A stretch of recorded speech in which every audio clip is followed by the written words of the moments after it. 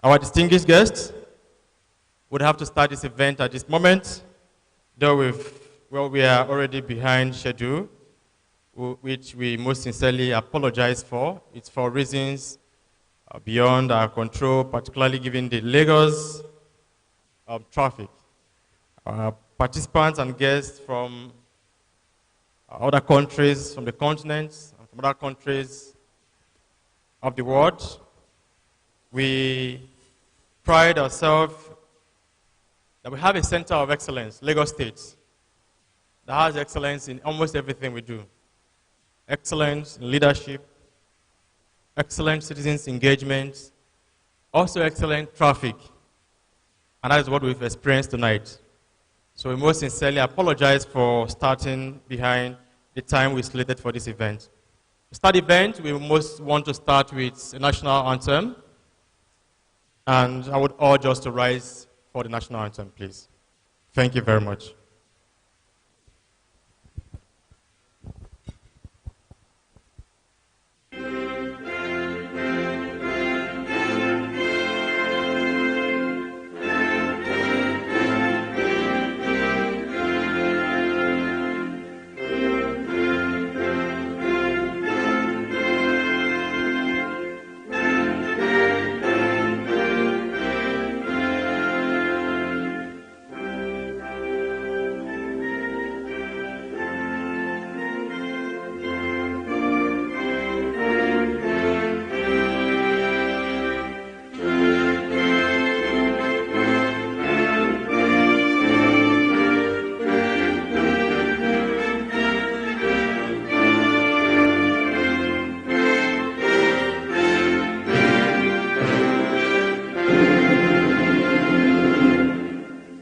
Thank you very much, ladies and gentlemen, our distinguished guests. You may have your seats now, please. Thank you. We are glad to have with us today His Excellency, the former President of the Federal Republic of Nigeria, we are still expecting will join us, though his engagement since noon when we last spoke has been quite tight, referring to a statesman, a nation builder himself, His Excellency former President Olusegun Obasanjo. We have with us today His Excellency the Executive Governor of Adamawa State, His Excellency Umar Fintri, who is ably represented here by Honorable Dr. Stephen Madua. Honorable Dr. Madua is the Ubanduma of Michikaland. And it is with great pleasure that we welcome you to the City of Excellence, where in Yola, the Lead Generation Initiative were in Yola just 2 months back, and we enjoy the beauty of your beautiful state. So now that you are in our state, we want to most sincerely appreciate you for your kind hospitality while we're in Yola. Thank you very much, Your Excellency, for being here tonight with us. A round of applause for His Excellency, please. We also have with us tonight His Excellency, another statesman too, someone who has contributed immensely to the growth of this country, first from the private sector before venturing into Nigerian political landscape. I'm referring to another person, but His Excellency Senator Rochas, distinguished Senator Rochas Okorocha, Senator of the Federal Republic of Nigeria, who is here ably represented by Prince Eboluwa Martins. Thank you very much, Your Excellency, for being part of this event tonight. We have with us, on his way, he was here with us earlier through the sessions we had today, Honorable Shino Abiola Pella, the founder of the Lead Generation Initiative, and a man who is combining both his legislative and policy making process and responsibilities to raising a new generation of leaders across the country through the Lead Generation Initiative. Please, a round of applause as we expect his arrival. Women, when they say they want the affirmative action policy or plans or framework as part of our constitutional process. I don't entirely agree with them. As I said in the afternoon, and we all agreed, women contribute almost to the best part of our governance and democratic process in this country. And once a lady and a woman has the credentials of capacity and competence, just like the male counterparts, we should not judge the woman because she's a lady. We should judge her based on her competence. And today with us, we have Honorable Mojisola Oluwa Omokainde Ali Macaulay with us.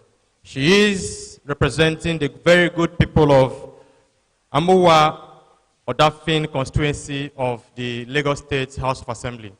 She has consistently shown that women, when given the mandate of power, socio-political power, can do even more than what the men has claimed that they can do over time. There is no competition, there's no fight. It is just that from the home front to all the space to which they are involved, they are the best. And if you doubt me, just as the first quarter of this year, if you had looked at the financial sector of Nigeria, you would see that almost all the MDs of all the banks in Nigeria, from the first bank before Ms. Sibiku Awosika left, to almost all the top 10 banks, had competent women as MDs. Please, let's clap for them. Without them, we can't be here.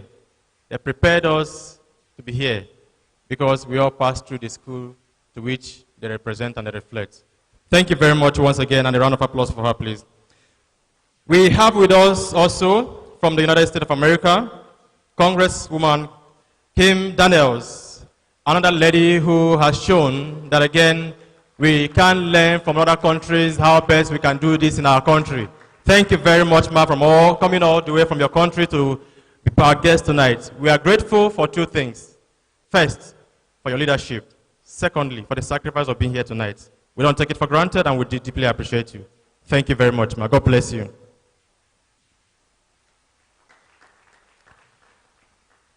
I also have the privilege of introducing my spiritual father. If we use His Royal Highness and His Royal Majesty for our royal fathers, I think we should use their Royal Heavenly Fathers.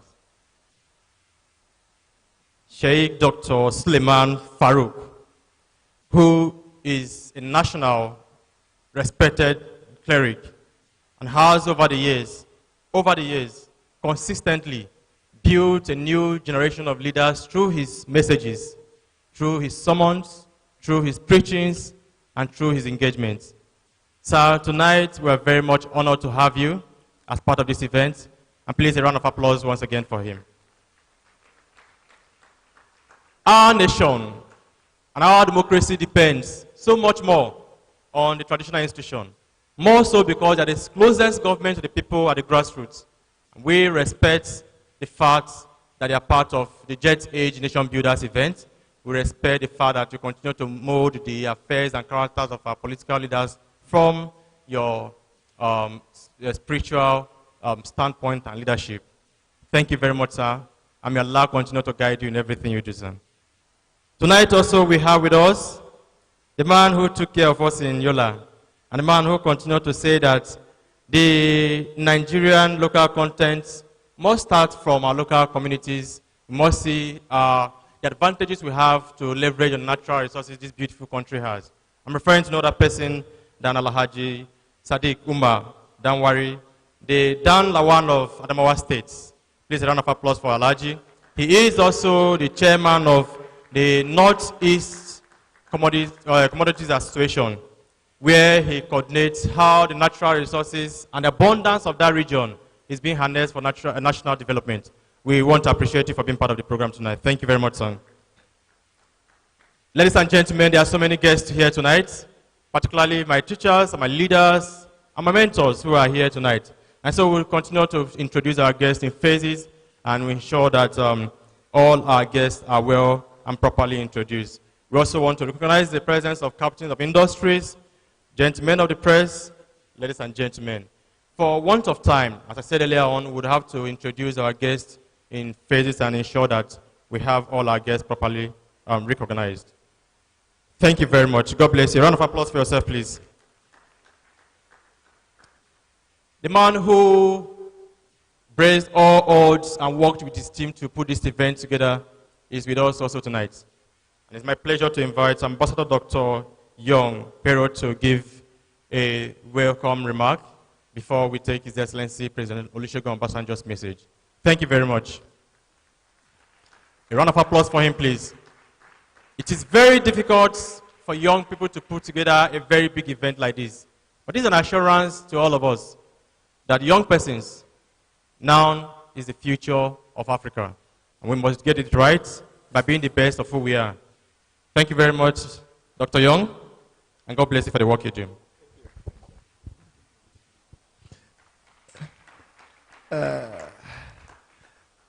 Good evening, everybody. I'm not a young man who knows how to hold the mic. I am only a passionate young man that wants to see how we can change the narratives. And that's why I'm committed to this. Your Excellencies, ladies and gentlemen, because of time, I will stand on the existing protocol. We are gathered here today just for one reason, to see how we can make things work for Africa and for Nigeria. We've done this event in 4 states. 4 countries. We've done in Uganda, we've done in Rwanda, we've done in Ethiopia, and we're here in Nigeria.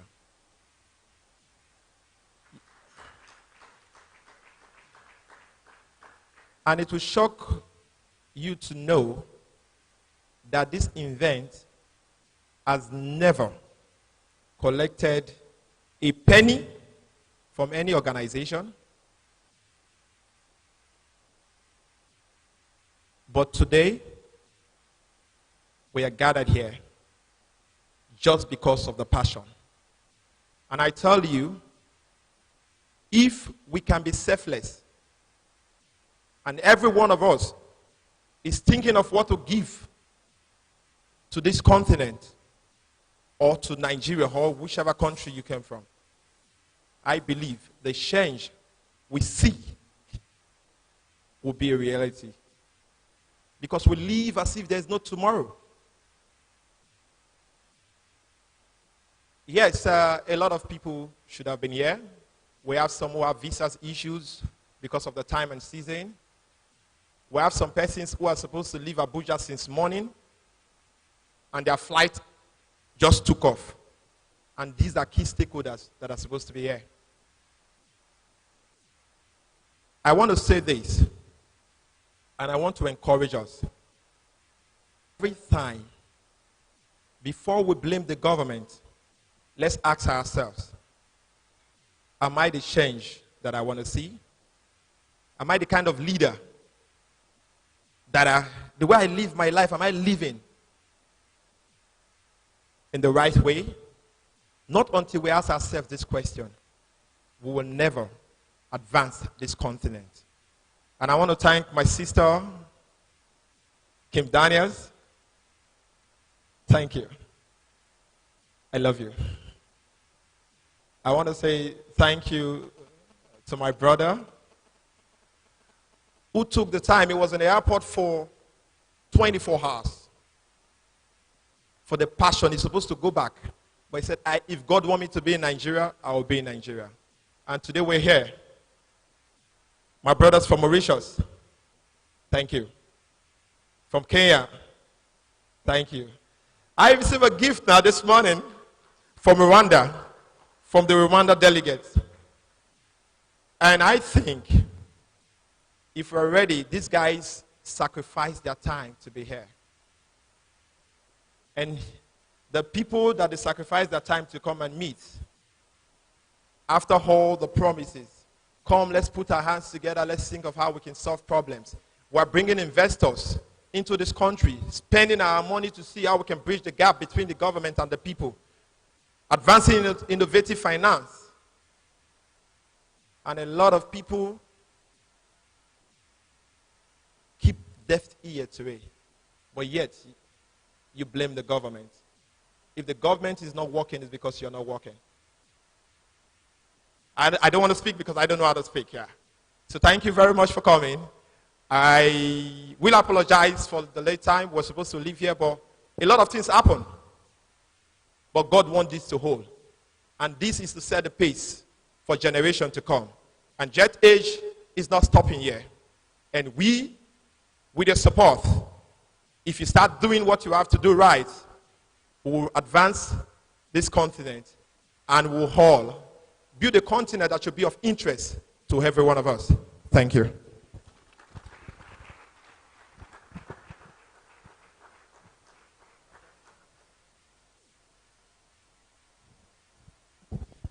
The young man who said he's not a speaking type will end up competing with Barack Obama. Please, a round of applause for him once again, please.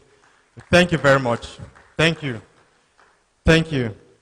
May we please bring to your attention that we would want to invite our dignitaries, please, to the high table, please. And I will start with His Excellency, the Executive Governor of Adamawa State, ably represented here by Honorable Dr. Stephen Madua. Thank you very much, sir. We also want to invite to the high table His Excellency, Distinguished Senator Rochas Okorocha, ably represented by Prince Ebonloa Martins. Thank you very much, sir. On this notice, I also want to invite to the high table. We also want to invite to the high table Honorable Shino Abiola Pella, member of the Federal House of Representatives and founder of the Lead Generation Initiative, who just walked in as well. We invite you to the high table, please. We also want to invite to the high table Honorable Moji Solua. We want to invite Honorable Moji Solua Omokainde to the high table. The Right Honorable Ma. And by the power of our competence, the future governor of Lagos State. A round of applause for her, please.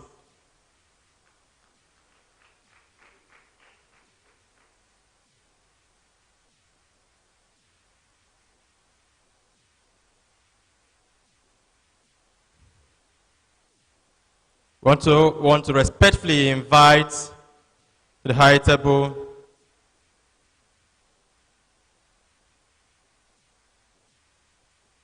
we also want to respectfully invite Sheikh Dr. Suleiman Farouk, my own religious father, who we've always looked up to. Thank you very much, sir. God bless you, son.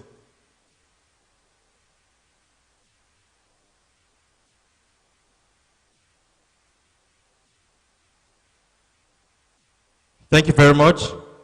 We also want to invite to the high table Alaji Sadiq Umar Danwari to the high table. Thank you very much. Thank you very much. We also want to invite Congresswoman Kim Daniels, all the way from the United States of America. And then thank you for your leadership. Thank you. A round of applause for her as she comes to the high table, please. This does not reflect the Nigerian clapping style. Please, a round of applause for her. Thank you very much. Thank you. Thank you. May I also respectfully recognize the presence of my teacher, my tutor, my mentor, and someone that has continued to influence different young persons across the globe from Nigeria. I'm referring to another person, that Mr. Ogochukwu Omeogo. He is a premium leadership and business mentor and coach, and has continued to speak both for international corporate organizations like API. I cannot hear you clap. I cannot hear you clap. He speaks for Harvard Business Schools. He speaks also for our own Nigerian Harvard. I was at the National Institute for Policy and Strategic Studies, Kuru, and I was told that I should not call NIMS the Harvard of Africa. But again, he speaks for institutions like that in Africa, so I want to sincerely appreciate you for being here tonight. Thank you very much, sir. God bless you. May I also recognize the person anchoring the activities of the Jet Age Nation Builders in Nigeria, Her Excellency Ajia, Mrs. Amina Adebayo Shitu. Thank you very much for being part of this event tonight. We can't all be serious tonight. We agreed that we are going to dine and wine and play and catch fun and network and then go back to our different homes tonight. So on this note, I would want to invite someone who would lighten up the mood and the atmosphere of this dinner tonight. Let me invite Noel Seven for his artistic and musical performance. Thank you very much. A round of applause for him, please. Please, if you do well as a young man, I have the power as MC to give you 2 ladies whom would choose, because I don't think you are qualified to have our beautiful ladies here all by your own decision alone. If you don't do well, I will withdraw my invitation to treat. Thank you very much, brother. God bless you. A very good evening to everyone. You all look beautifully dressed, and I'm excited to be here. It's a very big privilege for me, and I'm grateful to the Jet Age Nation Builders leadership. God bless you, sir. I really appreciate it. And to all the esteemed guests here, I say very good evening. So, I have a song that would reflect a little bit of the dream we have here. And it's a song I believe every one of us would know. So when you hear this song play, please enjoy yourself. And if you can sing along as well, please do. Thank you. A New Day.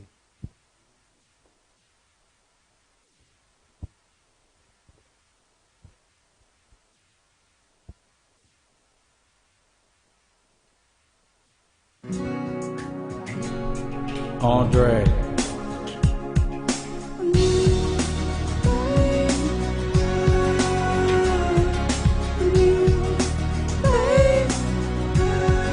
All right, listen, come on, let's go.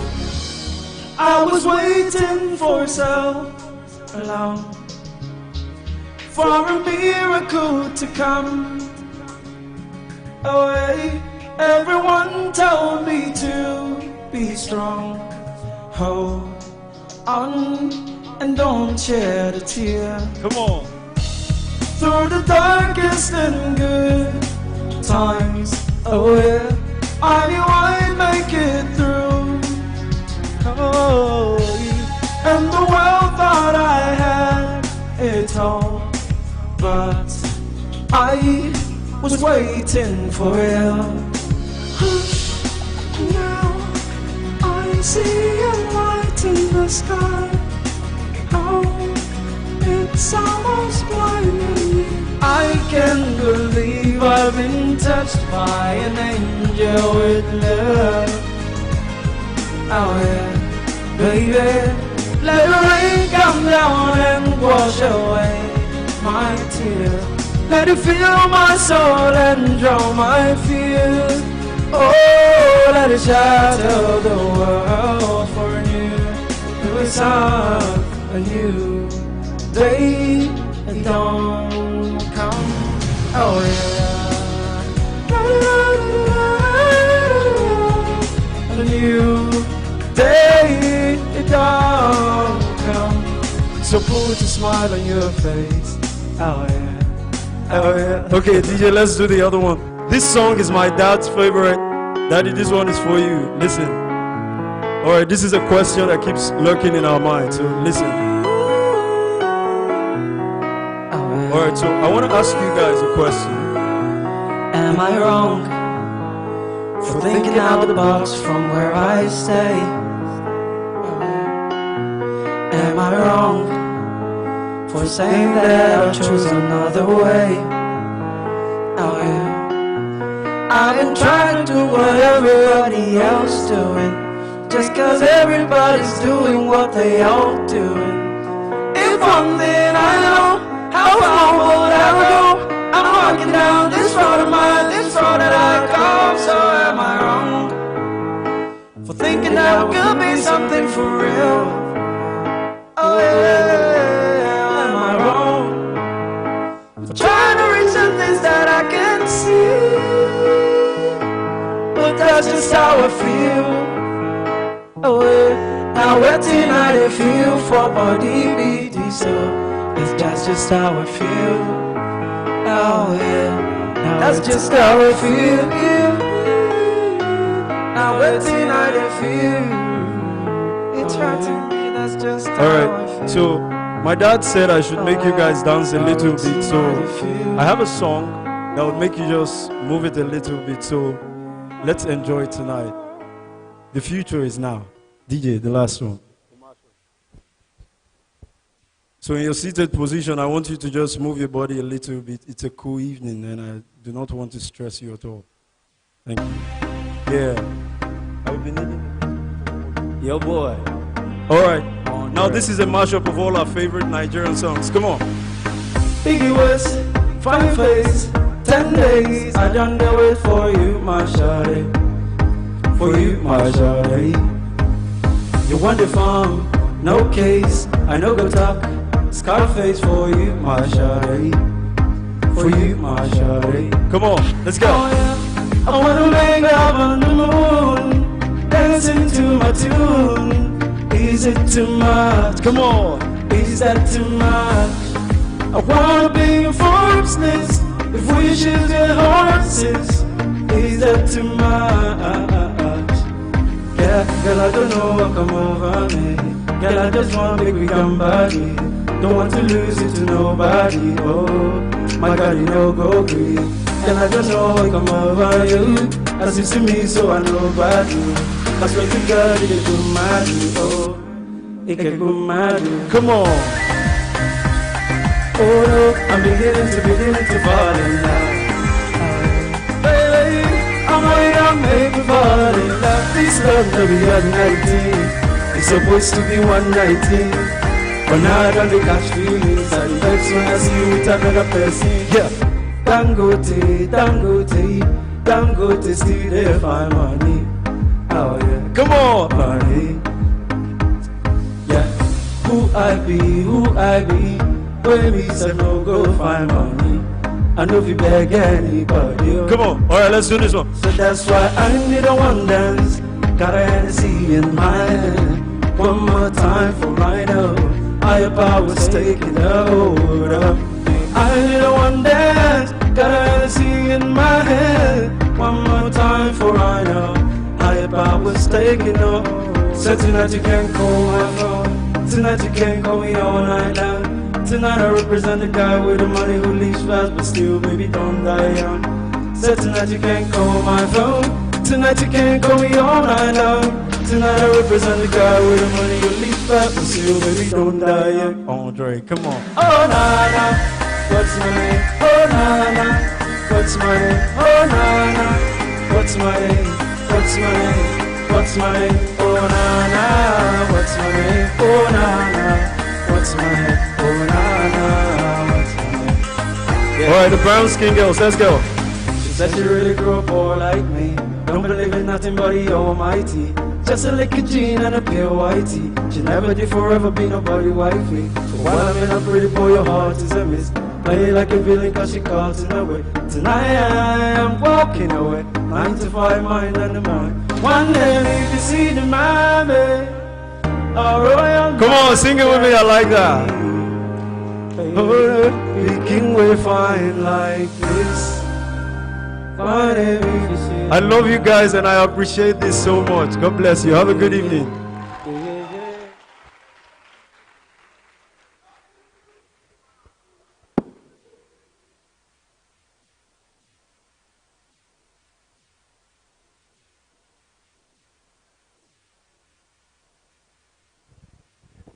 Wow, that was mind-blowing. A round of applause for him once again. You know, now we are competing.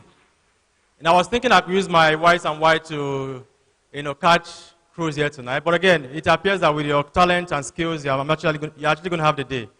Congratulations. Thank you very much for giving us this, okay? We will now have the message from His Excellency, the former president of the Federal Republic of Nigeria, who is unavoidably absent because of his role across the continent. You would realize the fact that His Excellency has been very much engaged across the continent and even globally on electoral issues, democratic issues, and development issues as well. Today also, we're meant to have him here. Unfortunately, the continent is attending to a continental assignment, being one of the representatives and anchor persons for UN democratic missions across different countries of Africa where elections are taking place at the moment. Ladies and gentlemen, before we play his message, before we have his message, His Excellency's message, we also have with us this night His Excellency Dr. Linus Okorie, the founder and the president of Godney Leadership Center, a man who has built a state-of-the-art leadership center in Abuja, the first of its kind in Nigeria, the first of its kind in this country. Ladies and gentlemen, with a round of applause, please let's welcome His Excellency. He was a former gubernatorial candidate in Imo State. And if Nigeria is a place where value-based politics, just like the one that brought Honorable Abiola Shina to office, is played across all the constituencies, this great man here would have been the governor of Imo State. But again, the right time, there's always the right time for everything. And we are hopeful that one day, soon, the will of the people and the will of God will come to pass. Your Excellency, it's our pleasure to have you here tonight. Thank you very much, sir. It's on this note that we now want to have the message of His Excellency, former President Olusegun Obasanjo, the man who fought to keep this country united. We are talking about building our nation. For us to build our nation, we must recognize, we must appreciate those that have fought for our country in the time past. He is one of them. And he continues to fight even at an age to which he should be resting. He is not. And that's why tonight is our honor that he has sent in his message, even though he's unable to make it in person here tonight. Thank you very much. As you listen to... Okay.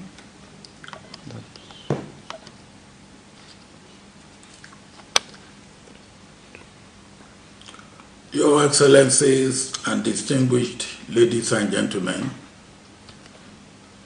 good evening to you all.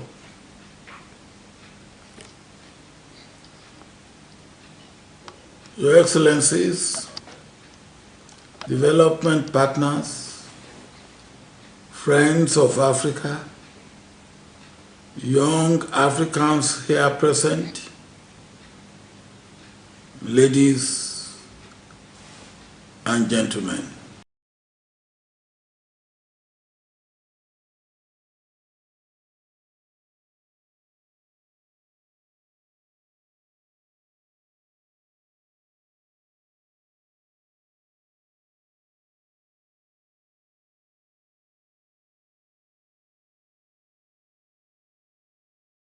The technical issue, and then we'll play the full message from His Excellency, former President Olusegun Obasanjo, former military head of state, former civilian president from 1999 to 2007 in this country, and a man who has set the foundational structural governance policies for the country. We're referring to the man who brought telecommunication to this country.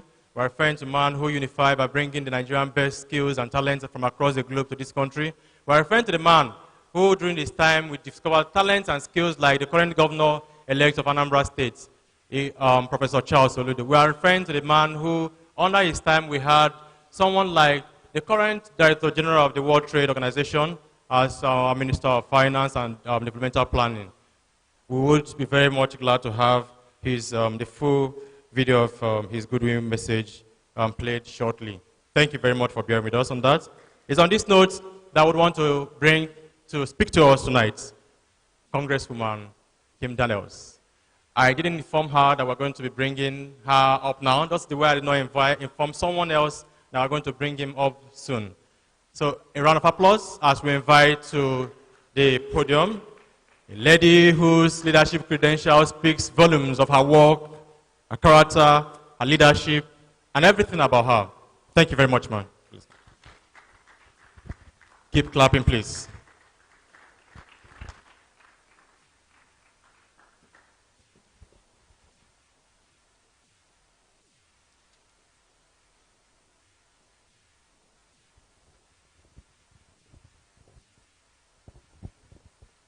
To all of the honored guests and everyone in their respective positions, I greet you all the way from the United States of America by way of Jacksonville, Florida. I am a Floridian, but I am so humbled to speak here today. And I just want to say that I thank God for my husband who is with me, who is from Nigeria. So I want you to know that I am a Nigerian woman. I believe that the key word that I would have to share with you is change. And real change only comes through an exchange. I really had some struggles and concerns because I know that my steps are ordered. And I was trying to figure out how did a simple woman like me end up speaking before such great and prestigious people.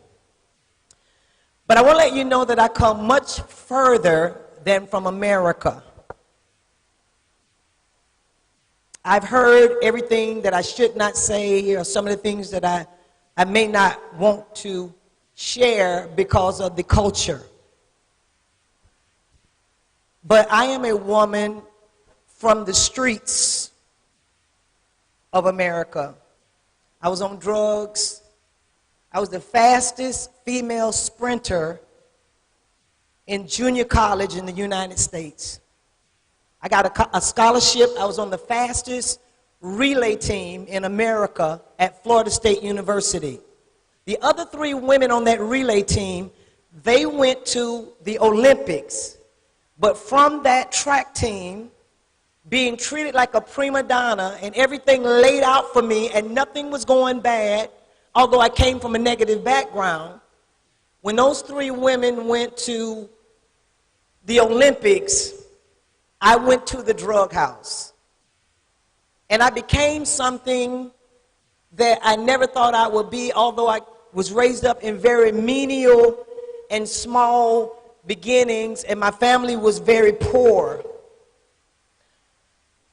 I believe that I bring something to the table to all the young people and people that have struggled, to let them know that you can make it and that we can make it and that change is a real thing. In order for there to be a change, there must be an exchange. There must be an exchange from poverty to provision and prosperity, from corruption to integrity, from darkness to light, and from confusion to clarity. I believe that the literal climate needs to be changed. And any sustained atmosphere, if it's sustained long enough, it becomes a climate, and that climate becomes a stronghold, and it controls the thinking of the people. My mindset had to be changed from where I came from to where I am right now. I also need to let you know that I'm a preacher. I'm a minister of the gospel. And that was the thing that brought me out of the darkness that I was in. And they're saying congresswoman, but I've actually been an elected official in Florida for the past 10 years, as a member of the House of Representatives in Florida, and a commissioner. I'm the only black woman in my city to hold a citywide seat. And I can't tell you any more than what happened. While I was traveling around the world, I have written 24 books. I have traveled to 36 countries. Things were going so well for me. Very good. I had houses in different parts of the state, and everything was laid out for me. My bank account was full. My life was happy. You know, I have a son who played in the NFL, went to the Super Bowl. I have a set of twins, played football, and went to the University of Maryland. But as I came back from Hong Kong on a trip, I had a vision. And without vision, people perish. I'm not saying I saw something. I literally got caught up. And I don't have time to explain the details, but in this vision, it was dark. and I was helping a lady with a campaign. And the voice said unto me, get on the ballot, when I didn't even know what the ballot was. So sometimes people, they're excited about their experience or their background.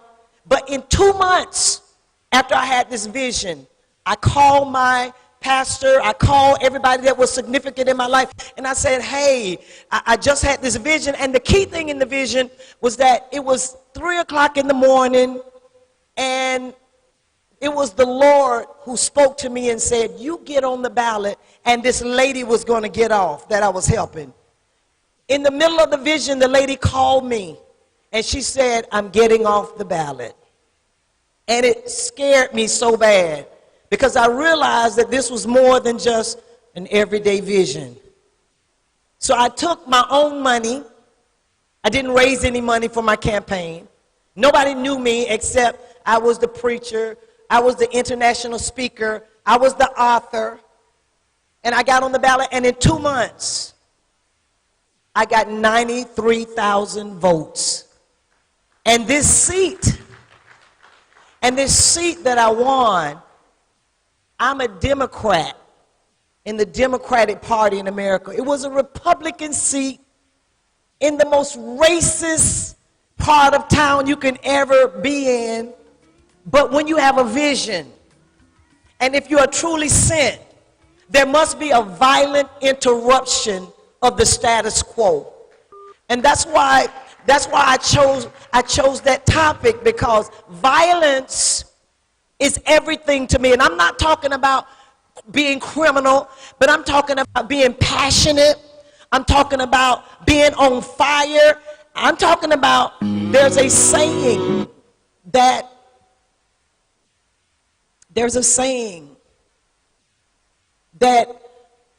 our enemies are defeated by our testimony. And not only they're defeated by our testimony, but our enemies are put down when we love not our lives unto death. And there are people in this room that I believe are willing to die for what they believe for. And that's what it means to participate in a violent interruption. It means that you must become a violent interrupter. I am not liked in my city, or I'm not liked by the higher up folk or people that think I'm one way or the other. But I tell you what, the people who are hurting, the people who are oppressed, the people who need a breakthrough, they love violent interrupters. And when I think about my son, because there's been some challenges, and there's some challenges here. Everything that I've gotten in life was not given to me on a silver platter. I had to fight for it. I had to believe for it.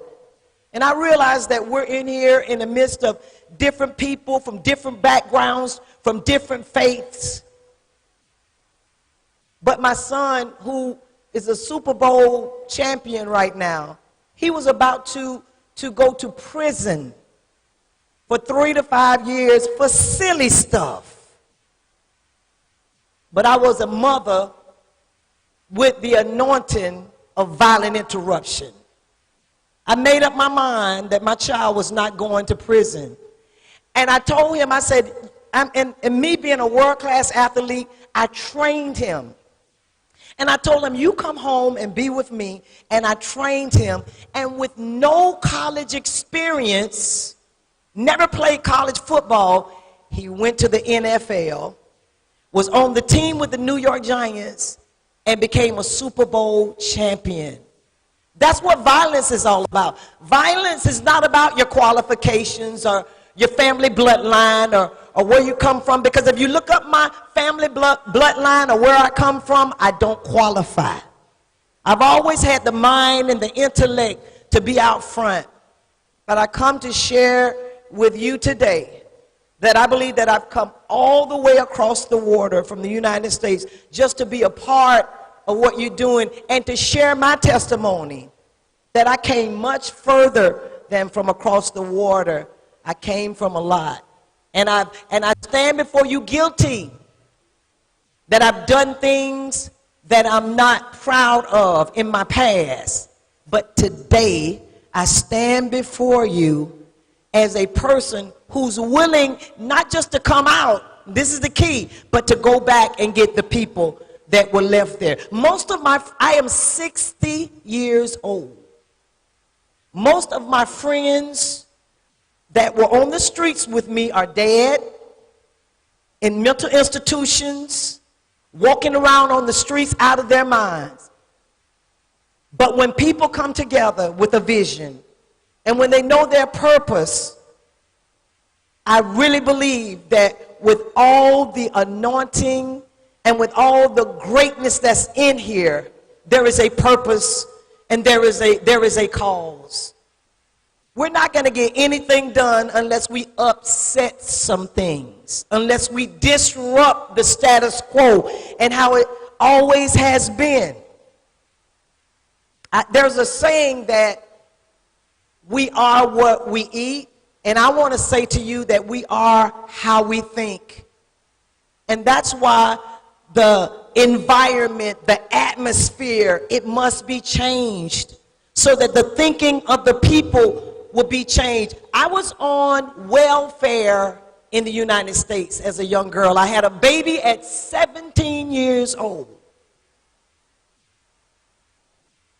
Despite that, I still fought, got my scholarship, took my baby to college with me. And with all the obstacles and the hindrance, especially being a black woman in America under a very prejudiced regime. But I stand before you today, and I'm excited about the opportunity to share. And I'm so excited about the vision of change. And I want to close out by saying that even though I was on welfare and I was getting in America a check, you know, in the mailbox every month for about a year or so, and food stamps or whatever I would get, it was a hand out. And I believe that people need a hand up. Something on the inside of me. I could have sat there and I could have gotten that check, and it was kind of fun being young, getting a check, but I could have sat there for the rest of my life. But something on the inside of me knew that there was a seed of violence on the inside of me that said, Kim, you cannot stay where you are. What I heard when I came in here, in my spirit, I heard, do what you say you're going to do and be who you are. And if everybody would be who they are, I can go from here to Russia, which I have been. And guess what? My real congresswoman, she said, Kim, don't put on your regular earrings. Put on some pearls. Or put on a pearl necklace. But you know what? Who you are made to be, that is the person that will cause change.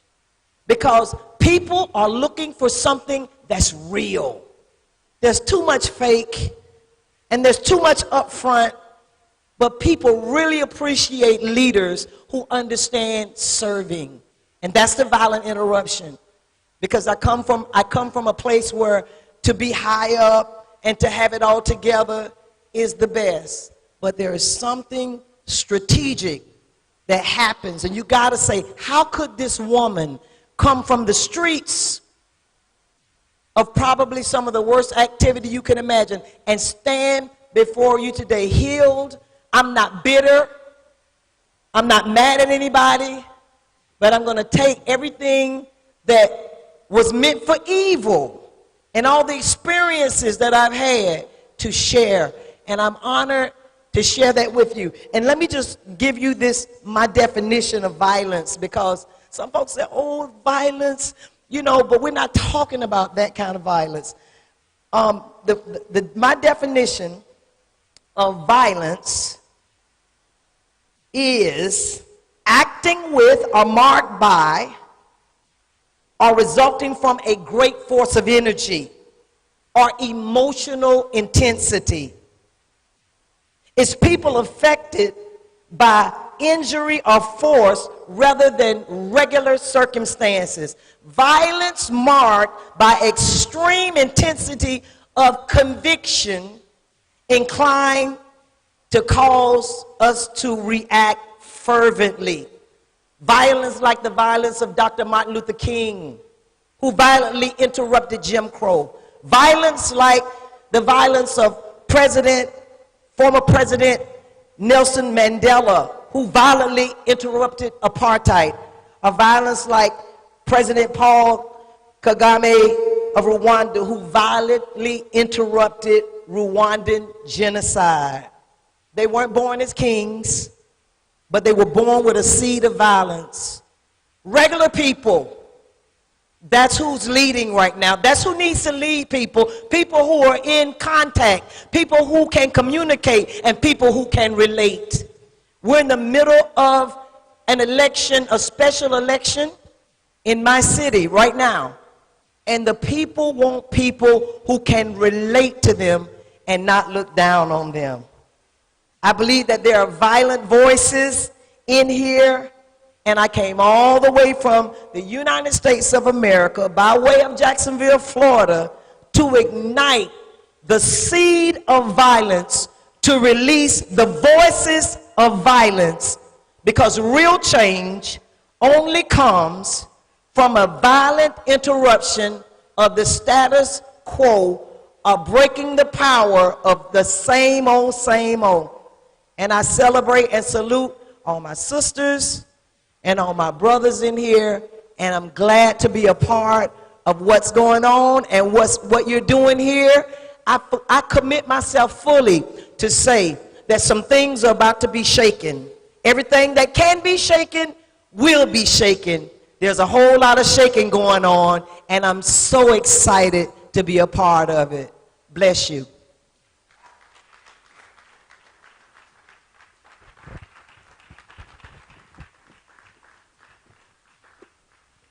Bless you too, Ma. Thank you very much. A round of applause for Congresswoman once again, please, for the value-based insight that she just given to us. Her story is a story of dogged participation in the process. Her story should inspire all of us that we too can be part of the process, that we too can win, and our winning must contribute to the good of our communities. Thank you very much for your insights. Another round of applause for her, please.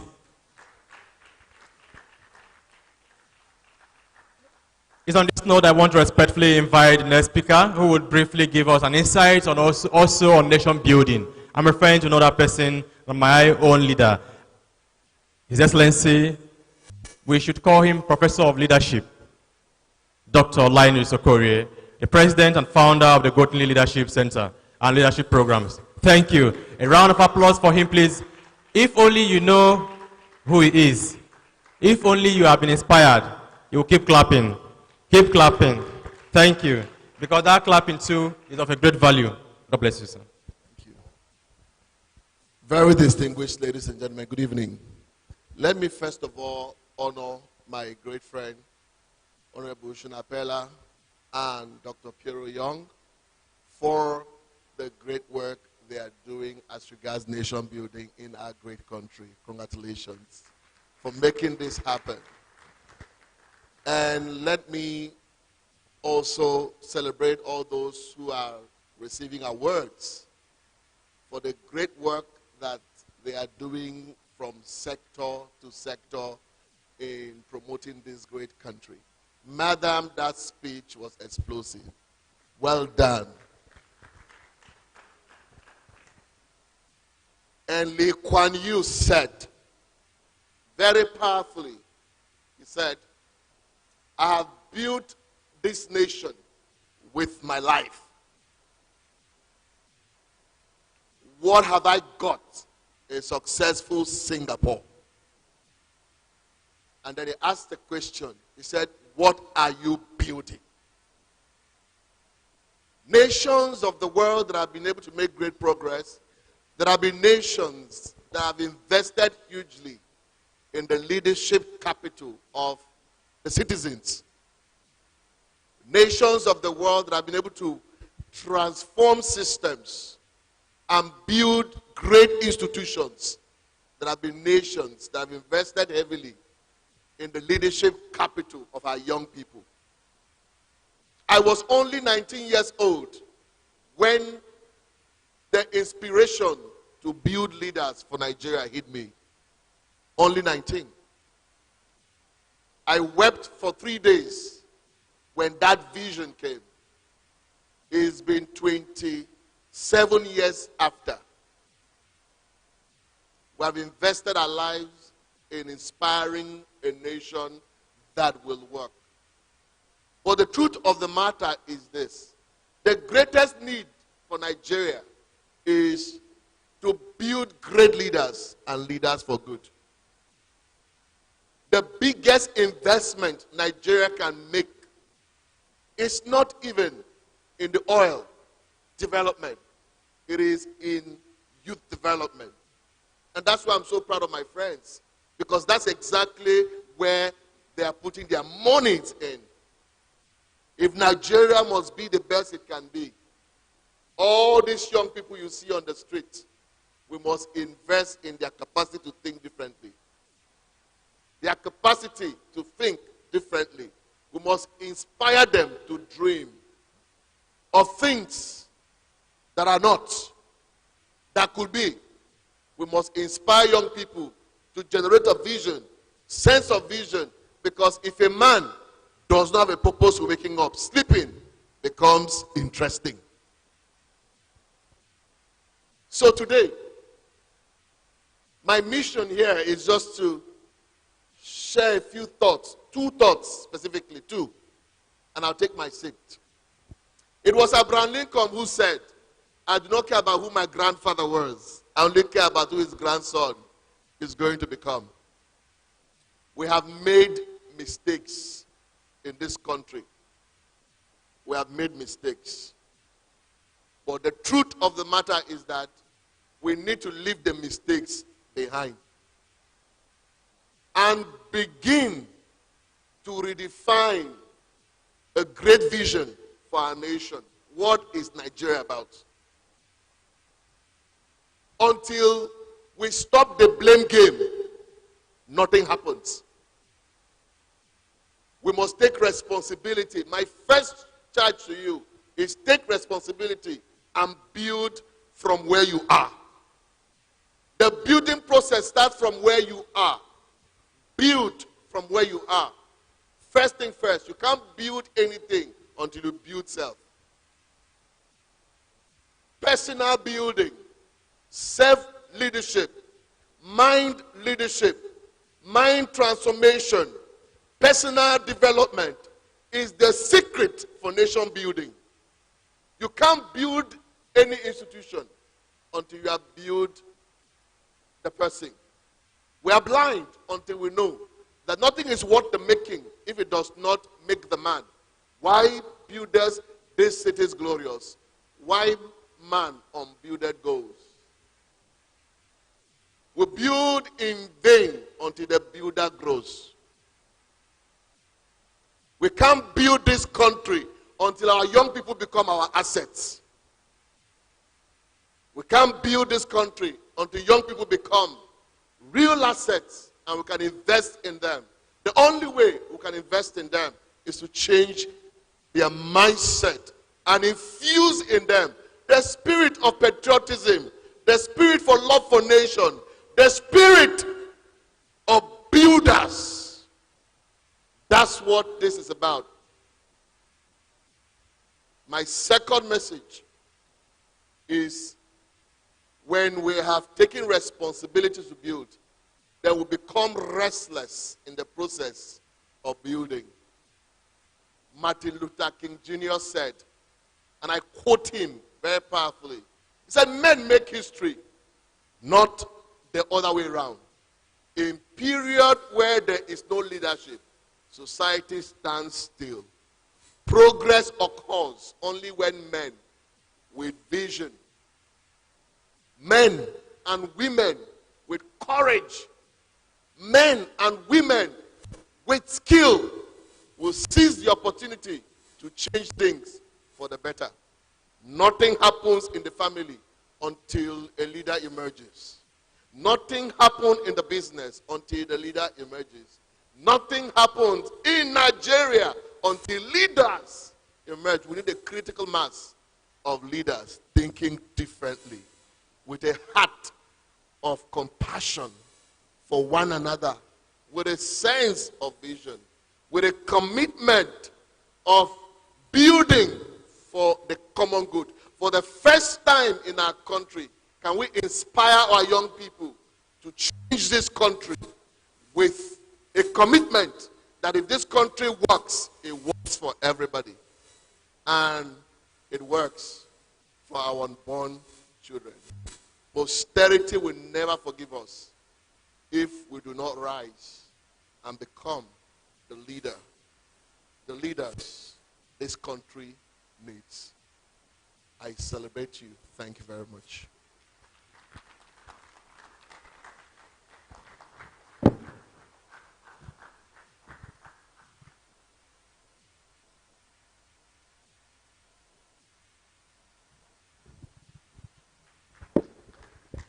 Everywhere in life where human life exists, without leadership, nothing can function. Everywhere in the world. Another round of applause for Dr. Linus Okorie for the insightful speech. We must take responsibility. There is no alternative to it. If Africa have set Agenda 2063, if Nigeria will be 100 years old as a country by 2060, it definitely means that today, being just 29 years to that time, we must take responsibilities. The time for blame game has ended. It is old-fashioned for us to keep saying the government has not done the best of what they can do, whereas we as individuals and citizens are also not active as we should be. No nation can excel, no nation can prosper, no nation can be safe through that kind of system. That is why we are organizing this event. And that is why we don't just want to come here tonight and just eat and go. We want a mixture of both. We eat, we interact, we have a conversation, rich conversation that adds exactly to who we are, who we want to be, and who we must be as a continent to make this continent prosper again. And the continent and our country must prosper because we are the first civilization. We can't be going backward. We have to be on the right trajectory for progress. Thank you very much. A round of applause once again for yourself. It's on this note that we would have a panel session. Just briefly, we understand the fact that we spend so much time tonight, and we also understand the fact that we have works to do tomorrow. And we want to end this event as soon as we can. We won't keep you here beyond 30 minutes more, but we just want to ensure that we pour out to ourselves and that we go back prepared with our minds firmly made up that this country must work for the best interests of Nigerians and our people at large. And on this note, I would want to respectfully invite to the panel session the first person, as I said earlier on, is the fact that we have a lady here, a woman here rather, who is in the Lagos State House of Assembly. I don't know how Lagos they do it. Either by human design or by nature's design, they always have the best of the best. Please jam your hands together for the Right Honorable again, Honorable Mojisola, for Honorable Mojisola,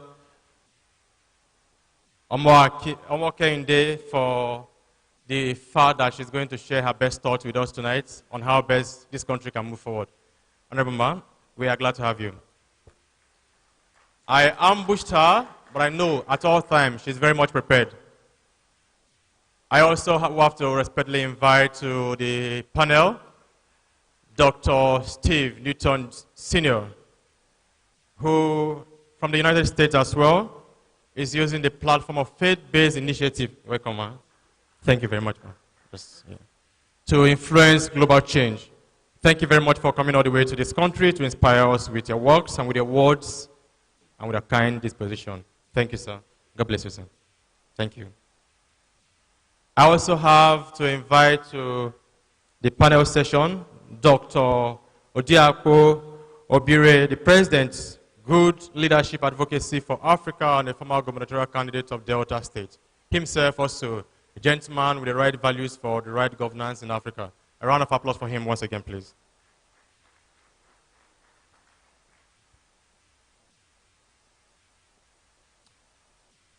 May I now, by the fiat and the stubborn powers of my holding the mic, summon my principal. You know, this is not a legal summon, this is just an appeal. So, sir, when we leave here, just bear with me. There should be no sanctions, sir. May I invite Honorable Shino Abiola Pella, the Ayedero of Yoruba land, the promoter of peace and prosperity of the entire Yoruba land, to the high table, to the panel session as well.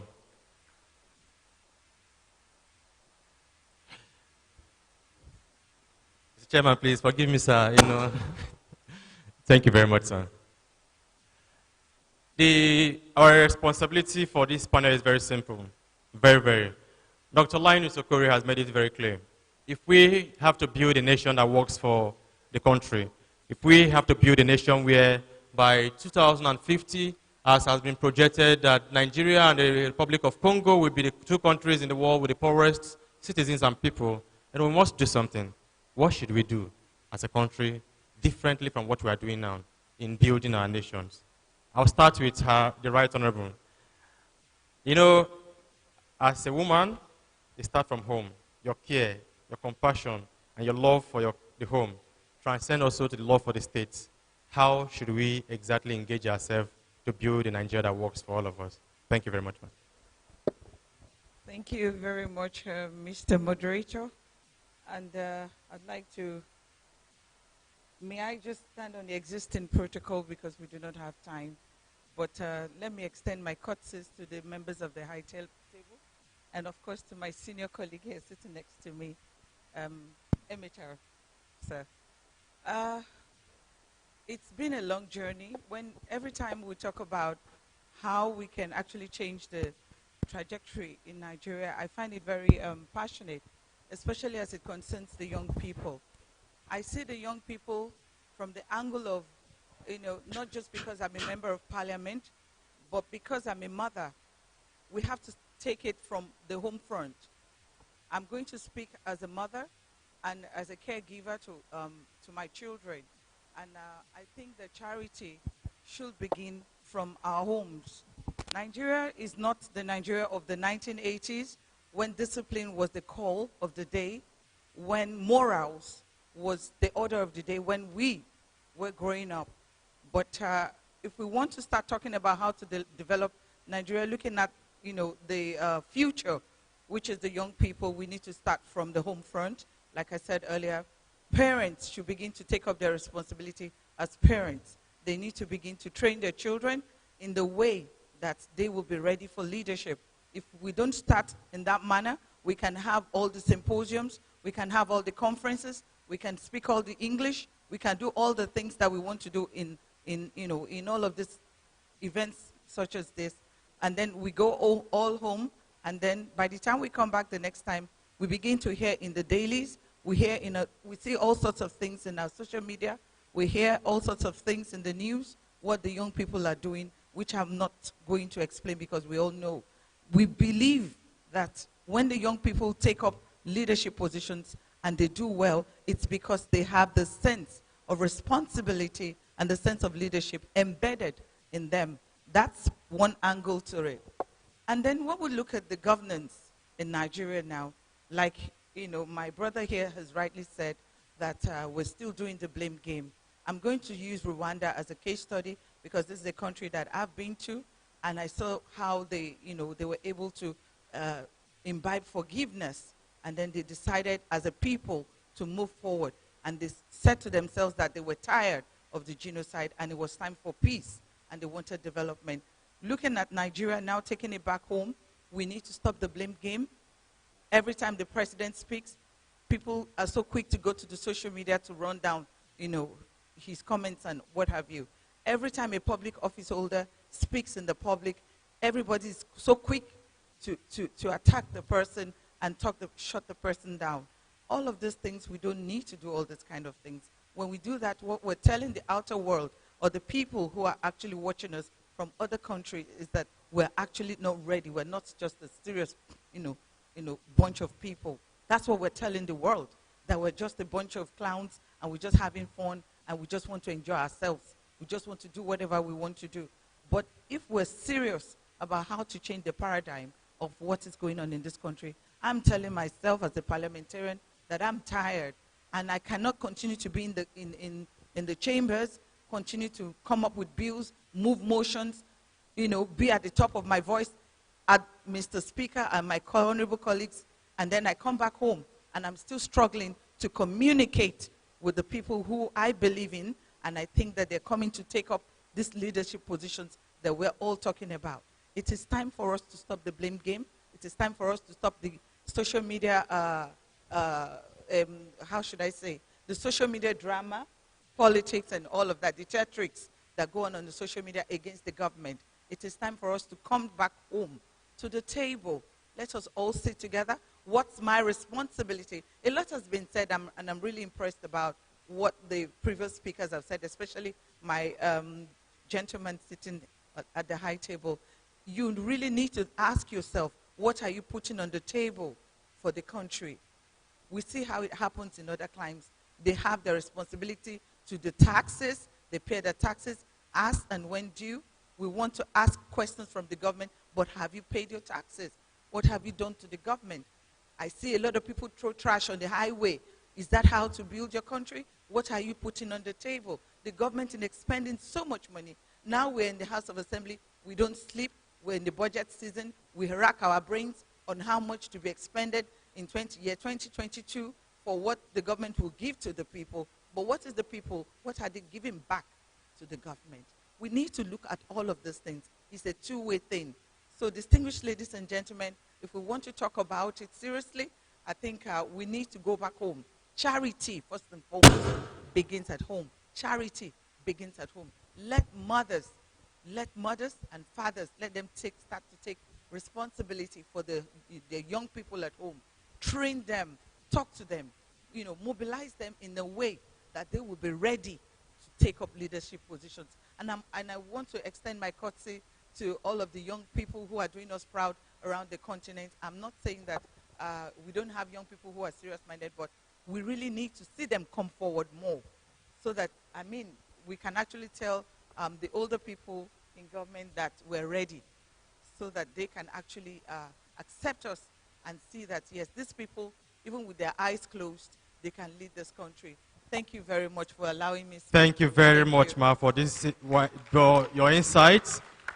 Thank you. God bless you. This really shows, your wisdom really shows the kind of mother you are, the kind of leader you are, and the character of values that you have for, in building or contributing your best to building this country. We want to sincerely appreciate you. And we completely agree with you, Ma. It all begins at home. The values that will bring about the right voices from who we become in fighting for our nation start from the home. The home is... And so that is where it all starts. That's where it begins. That's where it all ends. Let me come to Dr. Odiakpo. Doc, the influence of the digital space has impacts on the society in two ways. Negative impacts, and it can also influence change as well in the right direction. How do we aggregate all these factors that can influence how we engage and make social impact and build our nation? Thank you very much, sir. Good evening, all. Thank you, Mr. Moderator. I want to stand on the existing protocol because we've really spent so much time here today. When we talk about issues bordering on the nation, having a Nigerian that we can all be proud of, a country we can always look forward to come back to, even when we jet out. It's a serious issue in the front burner because there is already a disconnect. Before you solve a problem, you must find the root of the problem. If you have a crack on your wall and you just get a paint and paint it back, it doesn't stop that crack from being there. Someday, it will escalate and the building will come down. We are shying away from one single responsibility, which has to do with telling ourselves the truth about the building, the foundation of this nation. We all are aware of the situation we find ourselves today as a nation, as a people, but the government and even the citizenry has always looked at the other side and not looking at finding the root to our problems. And by doing so, we are further deepening our problem. The disconnect we're talking about is between the people and the leadership. There is a very large gap between the people and the leadership. The only thing that brings the people very close to the leadership is only during electioneering process. That is when you get to discuss. That is when you get to have listening ears. That is when we need each other. But the right thing to do, which has to do with morals, we are shying away from it. We are so deep and concerned about what comes to us. What is in it for me? What can I achieve from supporting you? What can I do this? What can I do that? Immediate gratification. Personal aggrandizement.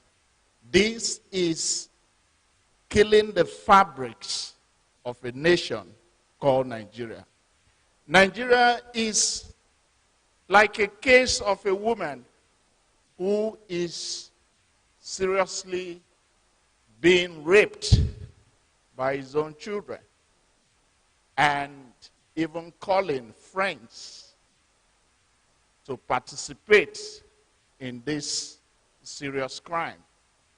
We only take from Nigeria. We only reap from Nigeria. Every young person wants to get into government because they feel that is the only avenue to escape poverty. Because they feel it is the only way they can get things done. Or the only way they can be recognized in their society, in the environment they live. Nobody is talking about the responsibility that is saddled with leadership and providing for the services that the people need. They do what they want for the people and not what the people want for themselves. There is a disconnect. There is the need for the leadership to reconnect back with the citizenry. There is a need to tell ourselves the truth of our position. The situation we are in this country is not palatable. A lot is going on, and we are aware. We cannot continue to pretend that we are doing better or we are doing well until we start telling ourselves the truth. We cannot see the Nigeria of our dream. The social media is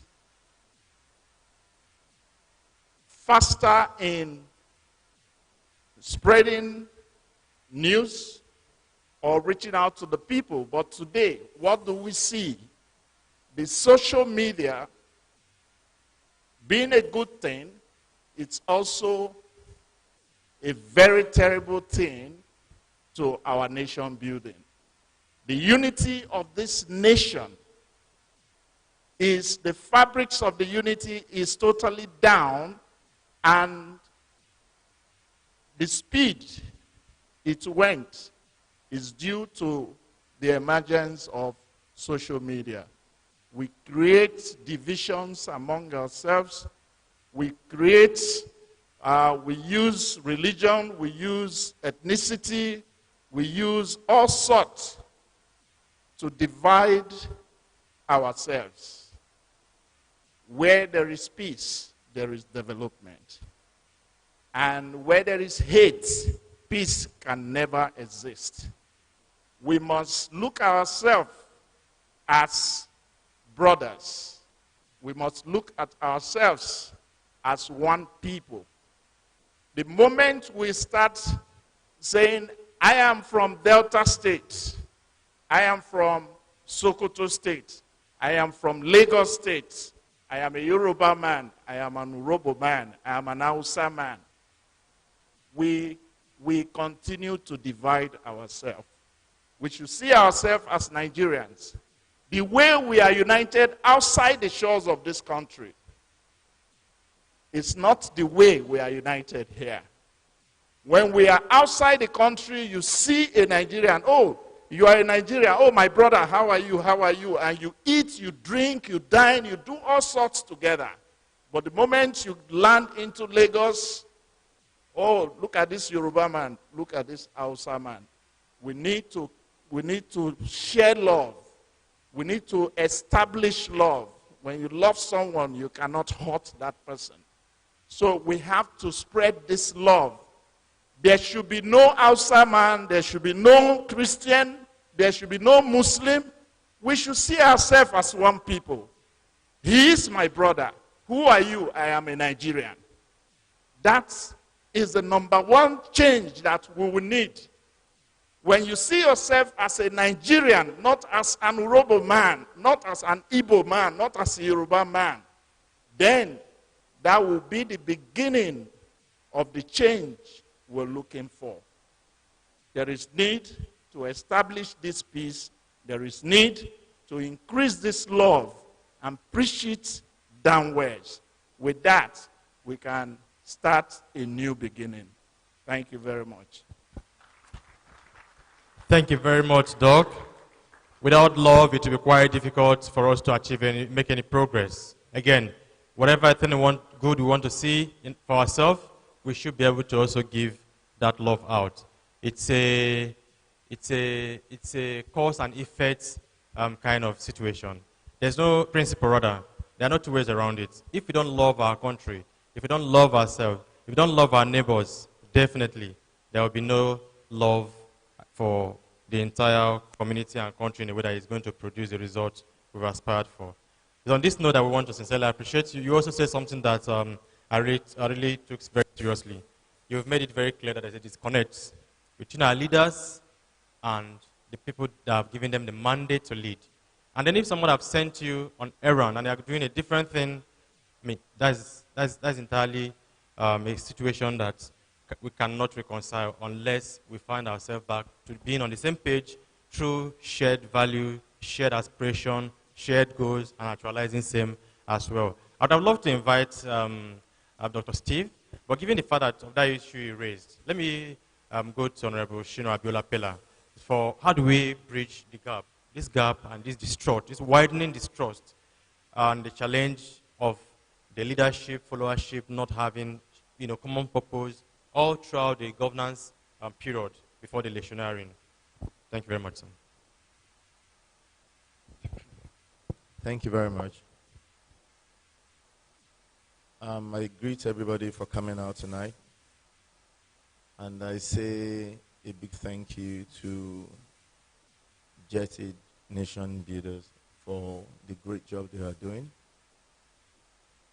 providing us with an opportunity to create a platform where like minds can come together with ideas that can drive the African continent forward. Yes, as a country, we must first identify, is there a problem? Because before you start thinking about finding a solution, you must identify truly, is there a problem? God created land before God created men. And when God created men, men created government. God did not create government. So men created a problem. So there is a problem. So how do we resolve the problem? Do we have resources that translate to results? This is a country with over 250 million people, with enormous resources, both human and natural resources, that is not translating to results. It means that outside the results, there are other important factors. Outside the resources, there are other important factors that translate to results. And this is leadership. Leadership is what we lack today as a nation.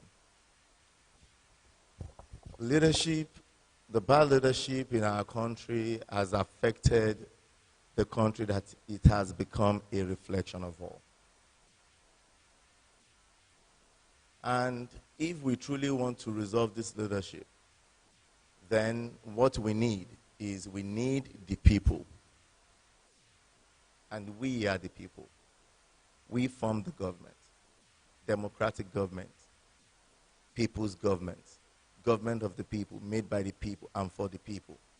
So we need the people to do the right things, to understand that there is no leadership without vision, to understand that at every point in time, at every level, we must be able to identify people with vision and put them in position of responsibility. And this is one thing that made me to align myself with the visions of the Lead Generation Initiative, an organization that had seen that it is important for us to bridge this gap as a generation. Because the first obligation of every generation is to be a bridge of hope for the coming generation. So Lead Generation has seen the reason why we must rise up as the people and build our country ourselves. That we understand that God will only create opportunity, and we will be able to understand that there is a huge difference between opportunity and entitlement. When opportunity comes, you have to be prepared. If you are not prepared, you will lose the opportunity. God has provided us with a great opportunity in 2023 when we would not have an incumbent president at the polls. My brothers and sisters, how well are we prepared? These are the answers to the questions that I believe that will put us in the right trajectory. The Lead Generation today is an organization that knows that it is important for us to develop a new generation of a new generation of great leaders in Nigeria, a generation of new leaders in Nigeria. Young people that will take active responsibility of building their immediate environment. There is nothing that concerns you about who the next president of Nigeria is going to be if you are not the kind of president that you want in Nigeria from the confines of your own area.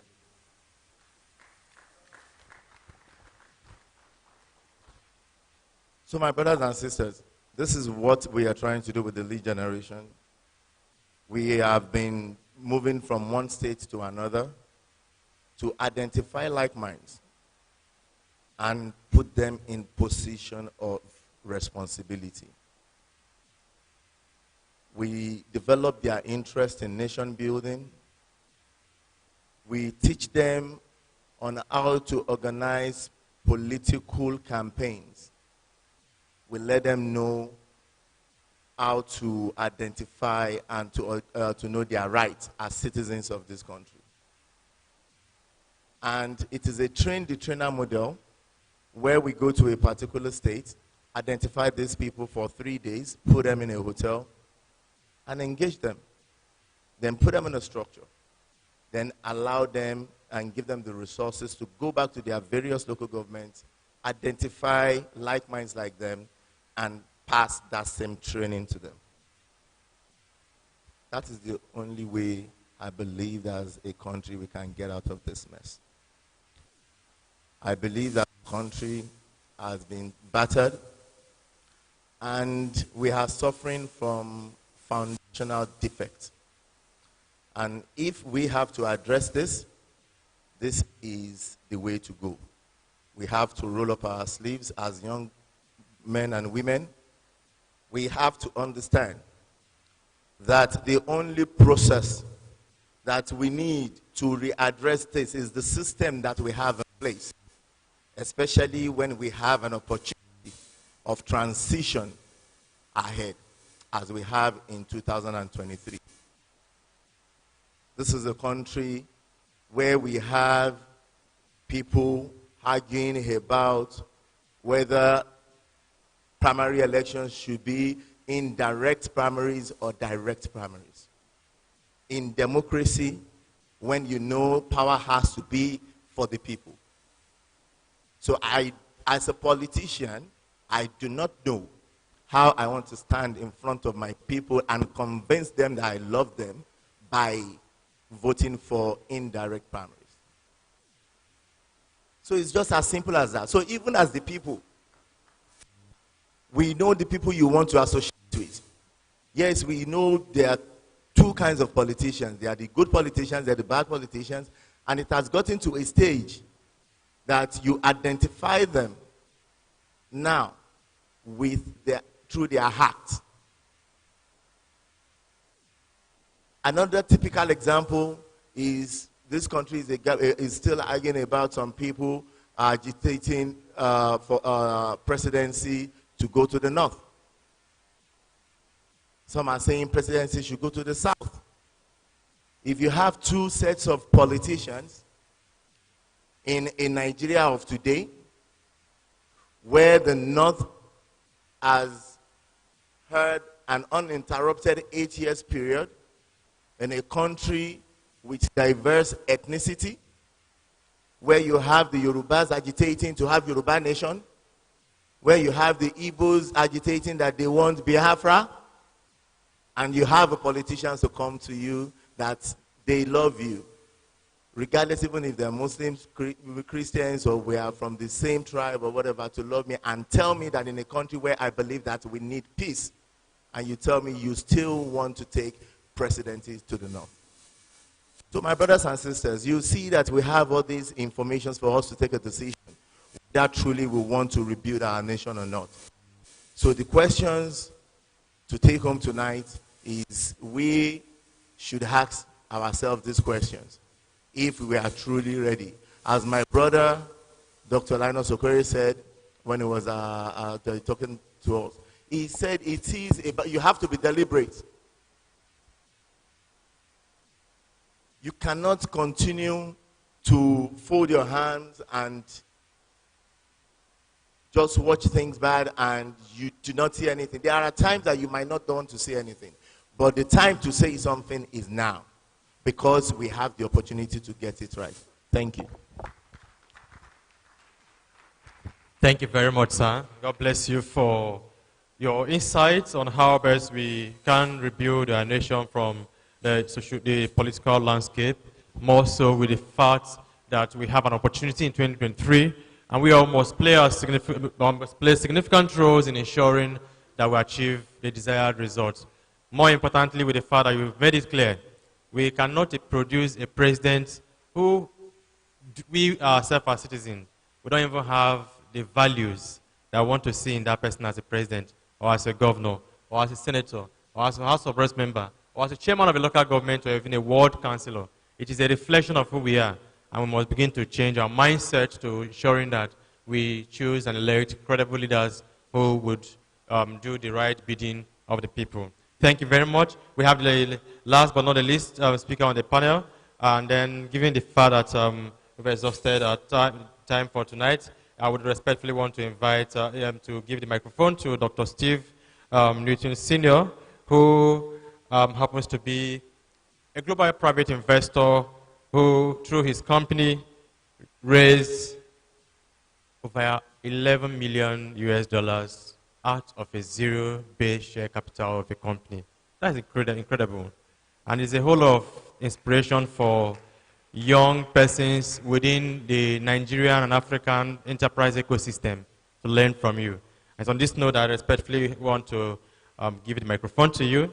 How do you think within our country we can build our nation as young entrepreneurs, as those who are involved through the enterprise space? Because change or social good or nation building can't only come from one space alone. It can't come from the government alone. It can come from the private individuals alone. It can only come from the institutions alone. The institution consists of the public institution and private institution. How do we harness the powers, the potentials of the private sector, particularly young persons who are involved in that space to building our nation? Thank you very much for your brief thoughts. Thanks so much for the opportunity and for Jet Nation and the Leadership Initiative. I appreciate the invitation to come. I'll break this down and do this fast with 3 references of Scripture, if I will. And I'll start by saying this, and I'll try to stay seated so I won't get so passionate. Albert Einstein says that you cannot solve a problem with the same mindset that created the problem. But then Hitler, Adolf Hitler, is quoted for saying that the best type government to have is a citizenry of people who do not think. Now, let's take the fact that this is Adolf Hitler who says that the best type government to have is a citizenry of people who do not think. So that means we hear this backwards because it's Adolf Hitler. What we should hear is the best type of citizenry to have to operate an effectual government is a people who are allowed to think. When we remove the ability of our people to think and to see the future, then we cannot tap into the future, and then what we call now is actually our past because we did not allow our seers to touch what was the future. So now, as we take a desolate place, which the Scripture talks about, and make it like the Garden of Eden, that is flourishing like a spring of water, and the grass is green, then we are to allow our young people who can see the future to tap into that future. Now, as we use faith-based organizations, because in the United States, I grew our company, one of our social entrepreneurship companies. We started with 0 capital, and in less than a year, we took it to 11 million US dollars without any government funding. Okay? The pandemic, I call a plandemic, happened. When it happened, the governments began to fail, systems began to fall, and so those organizations that were depending on the government alone did not sustain. So as we think of sustainable freedom and sustainable responsibility and sustainable communities, I believe we must tap into our individual young people. So, as we talked about social media, okay, social media is a tool. It has its place. But we must treat it like the television. We must treat it like an automobile. When we were riding horses and cars came out, the cars were the devil. When they were listening to the radio and the television came out, the television was the devil. And now our ways of communicating is social media. Social media provides an avenue for us to be able to touch the future. So as we build bridges of hope, even with using faith, we have to embrace the fact that sometimes those bridges come with a price tag. So we cannot just live from the place of good communication and great speeches without approaching it with the idea that we may have to tap into our wallets. We may have to tap into our purses.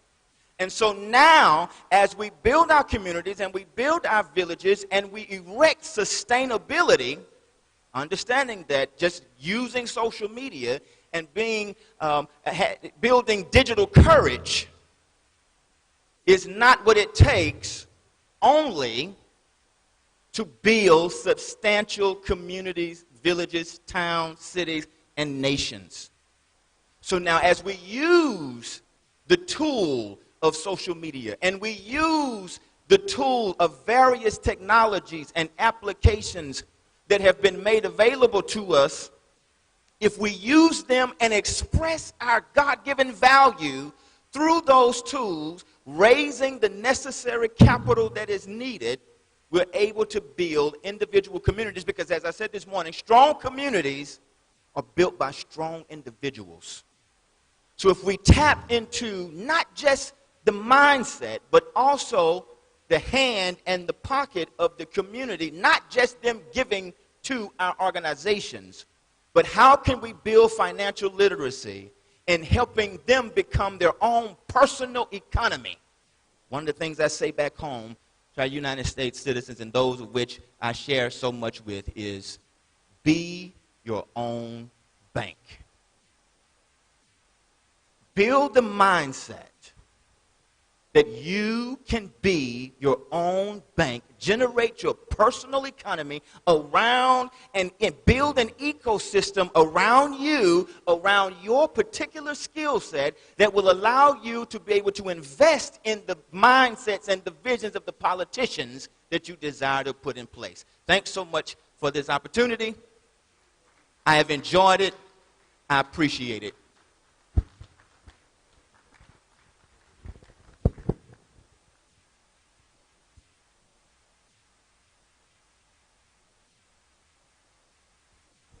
Thank you very much, sir. Another round of applause to Dr. Steve for his very brilliant insights on how best our ecosystem and young people in our country can contribute best to building a nation that works for all of us. Thank you for your insights. Thank you for coming all the way from the US to Nigeria to talk to us. And we believe that we'll continue to work together in building our different countries and members of the humanity family. God bless you. We're most grateful. Just to recognize the presence of Ambassador Babatunde Oladejo, the chairman and CEO of Westgate Homes and Global Limited, businessman who has made so much impact in the real estate sector and continue also to influence nation building from the private sector. We're glad to have you, sir. You're very much welcome. Thank you very much. It's on this note I want to appreciate most sincerely our panelists for tonight's event, for the rich insight, for the conversation, and then for the wisdom to which you've brought to how best we can build our nation. We want to sincerely appreciate you, and we'll continue to pray that God will also continue to strengthen you in building our nation from different spaces and sectors to which you are doing your nation building work. While we also appreciate our own brother who came all the way from US. As you travel back, we pray for journey mercies and place for safe flight for you. Thank you very much. Another round of applause for them as they take their seat. Thank you. God bless you.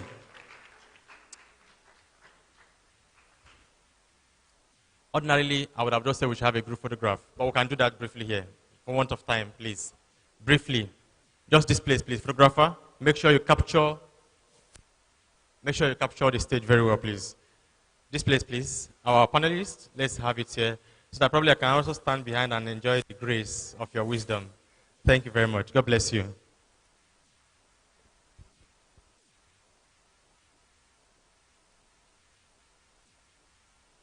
Thank you very much. We appreciate you. God bless you. Thank you, sirs. Thank you very much, ma. We've come to the thrust of this event, honoring those who are making impact and who continue to influence social changes in the different sectors to which they operate. And tonight, ladies and gentlemen, we are aware that we've kept you here waiting for a long period of time. We most sincerely apologize for that. It is not in our DNA or our culture to keep our guests waiting this long. But tonight is a different night because we have guests, we have dignitaries, we have change makers from different spaces, and we most sincerely wanted to hear from all of them. And that's why we've kept you waiting here for this long. We also, before I go to the award session, have the presence of the representative of the UK government here. We have the person representing the Deputy High Commissioner, the British office in Lagos here, Ambassador Lona Olabola. He is a senior international trade advisor to the United Kingdom government. We want to most sincerely welcome you to this event tonight. Thank you very much for being part of the event tonight.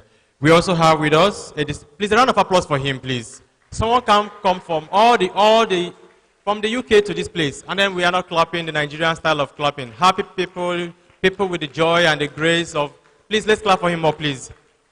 Thank you very much, sir.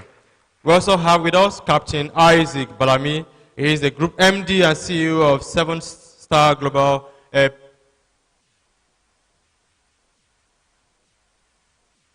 Airlines Limited, please.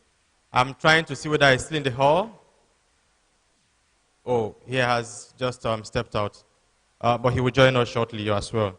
We also have with us Alhaji Dr. Yomi Adetola, who is the strategic partner for this event. He was the forces that brought the Jet Age Nation Builders in partnership with the Lead Generation Initiative, an organization that, as the founder, Honorable Shino Abiola Pela have said earlier on, is committed to raising a new generation of leaders and citizens with a new culture of involvement in the socio-political space. We've been to Oyo State, Osun State, we've been to Gombe, we've been to Bauchi, we've been to Niger State, we've been to Kwara State, and again, we are going to all the states of the Federation. Thank you very much. We are also pleased to welcome, welcome once again Ambassador Babatunde Oladejo, who is, as I said earlier on, is making wave in the real estate space and making huge impact.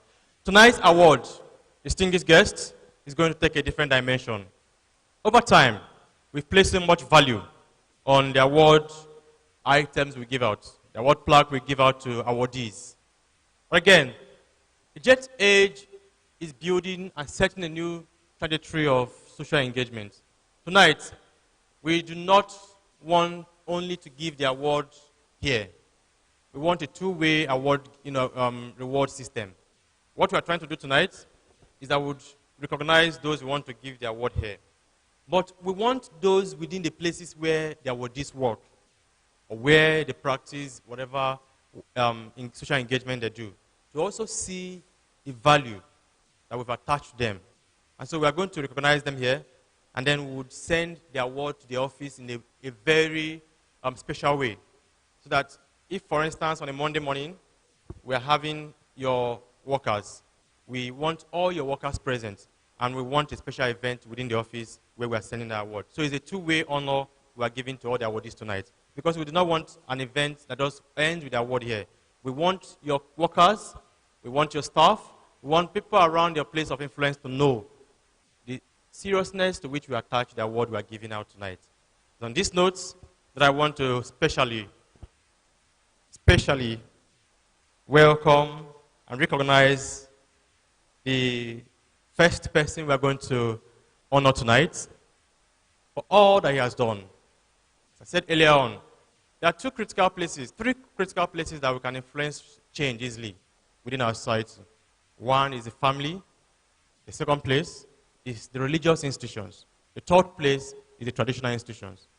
Our first awardee for tonight, for the beauty of what he has done, for the honor of who and how he continues to influence our society through his practice, his messages, his involvement, his voice, his values.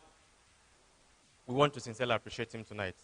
And I want to respectfully invite Dr. Linus Okorie, who would, on behalf of the Jet Age Nation Builders, properly and officially recognize the impact to which Sheikh Dr. Suleiman Farouk continued to make in building our society, in contributing to the new Nigeria, and in contributing to a new Africa through everything that he has done, everything that he continues to do, and everything that we are confident that his leadership will continue to influence in our nation.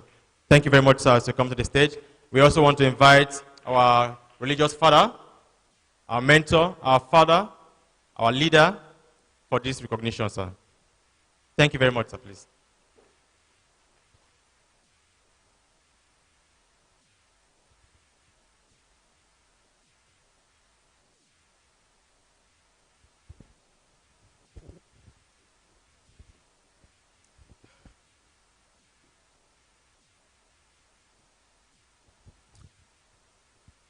Sir, life is all about impact. Today, on behalf of the Jet Age, we want to appreciate you for the great contribution that you have made in your field. The world has seen the impact of it, and the entire nation, on behalf of this nation-building organization, says to you, well done, that we appreciate this work you're doing, and this is just to say, continue to do the best of work, that this generation will be better for it. Congratulations, sir. Congratulations.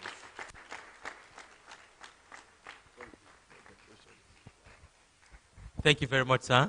Thank you very much, our Father. May God continue to honor you and to strengthen you. God bless you, sir. Doc, please, before you go, Your Excellency, we just want you to still wait behind for the next honor and recognition. May I invite Alhaji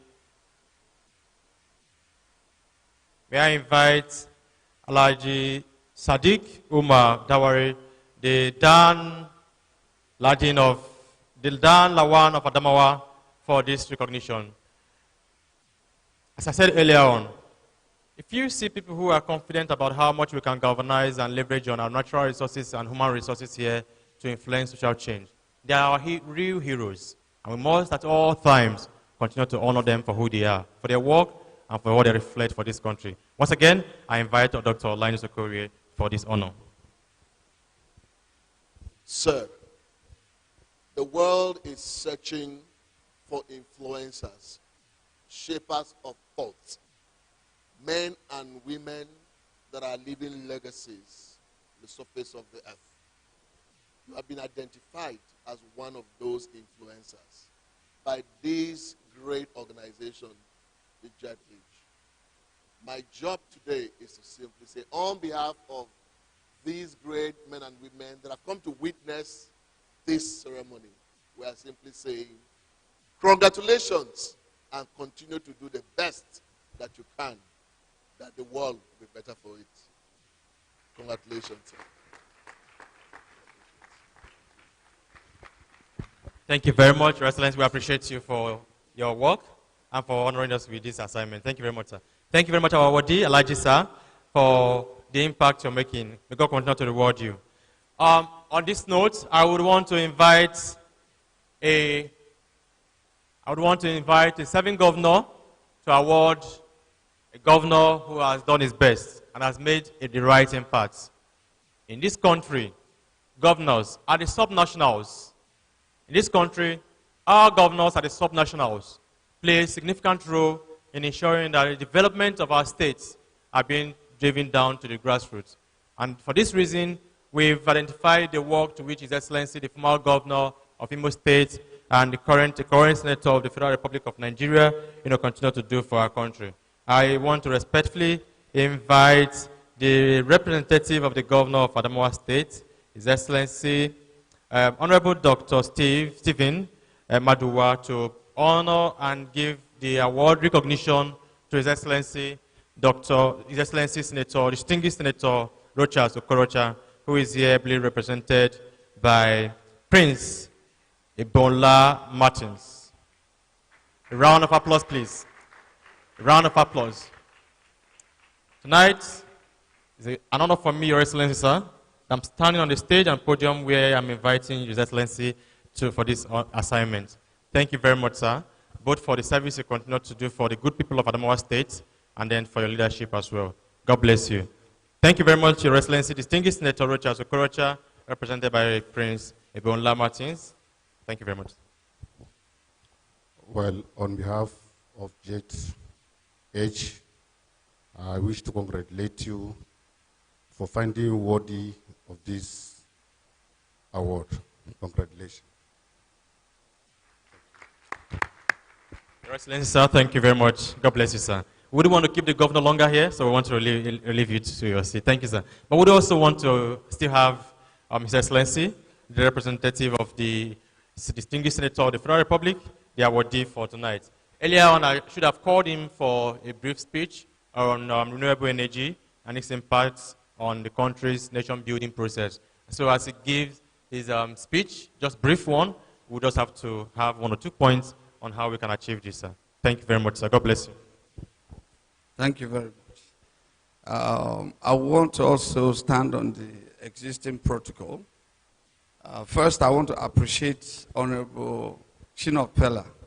I'm not surprised because I've always known he's a man who always wants people to grow. God bless you. I would not leave here without making first a comment on what our congresswoman from the U.S. mentioned. I just hope we are all able to really understand what she has just said here today. From nothing to something. From grave danger to success. It's a message. I hope we just think deep about it and run with it. God bless you, madam.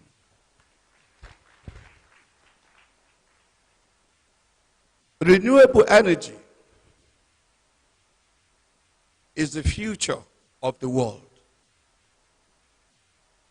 And I believe the country, Nigeria as a country, should begin to work on serious partnership on the development of renewable energy in Nigeria. Not looking for aid, but looking for investors that can work along with Nigerians. Like I said, renewable energy is the future of this country. Why a kilo of gas today has skyrocketed to almost 800 naira per kilo? I don't buy it. I am an expert in biogas, so I produce all the gas that I use at home myself.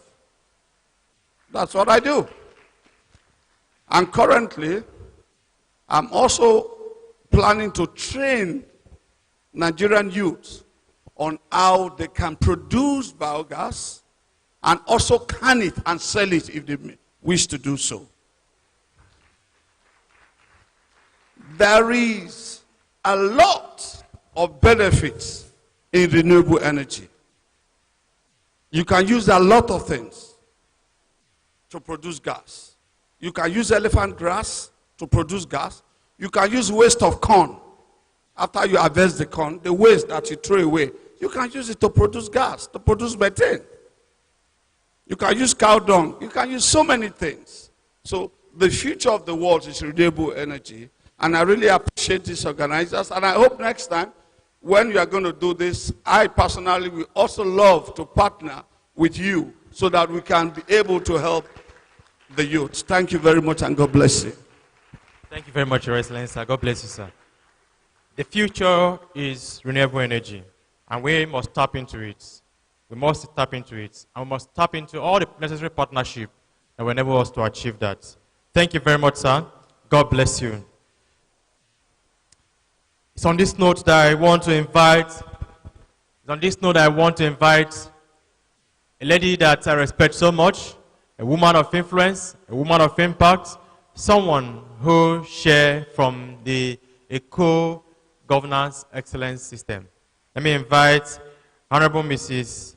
Mojisolua Ali Macaulay for a recognition that is well deserving of, an honor that is well deserved, and a celebration of service to humanity and our country. To do this, I would want to invite Honorable Shino Abiola Pella, the founder of the Lead Generation Initiative, and the only man in the entire history of Nigeria, up to today, who would win the entire polling unit in his constituency, federal constituency. The only person in the Nigerian socio-political history. So, if I were you, I would clap for him so that grace will also influence.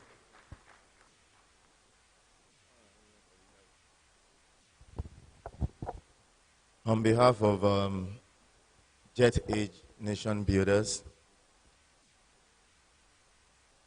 I say a big congratulations.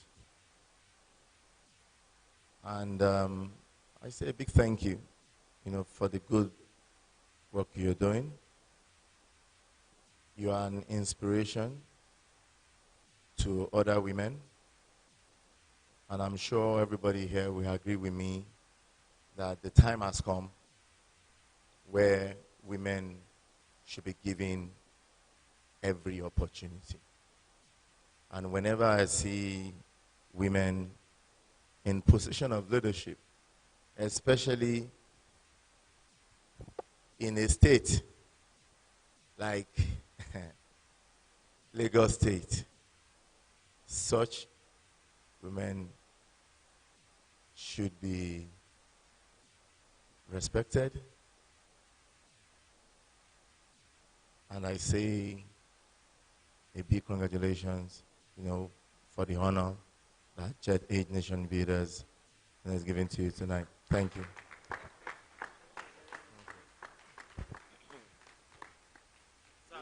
Just before you go, sir, let me stand in between so at least the grace of honorable and honorable will also influence my life like this.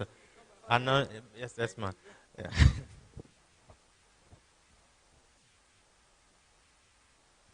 Congratulations, man. And thank you very much, sir, for the honor of presenting this recognition to the Right Honorable. Thank you very much. God bless you. A round of applause for our awardee, Honorable Mrs. Lua.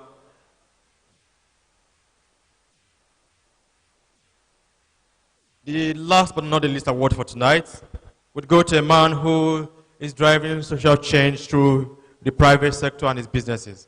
I'm referring to another person that Ambassador Babatunde Oladejo. To do this, I would want to invite Alhaji Ibrahim Abdul Karim, a young man who, through his businesses and through his social enterprises, is galvanizing the young person from the northern part of the country for what we call today, We Together. May I have the respectful honor to invite Ambassador Babatunde Oladejo and Alhaji Ibrahim Abdul Karim for this recognition and award. Thank you very much, sir. I am happy that as a young man, you are doing so much well that humanity and we all of us are able to see through the merits and the impact of what you are doing.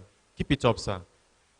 We would appreciate you, and we know that God will also continue to reward you. Thank you very much, Alhaji. Well done. My own is just to say big congratulations, and we are following your steps to see how best we can do. Congratulations, and God bless you. Thank you. Thank you very much, sir. I don't know whether you had picture.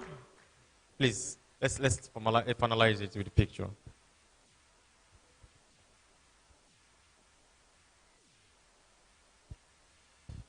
Thank you very much, sir. God bless you. We most sincerely appreciate you for your great work and impactful participation in the private sector in Nigeria.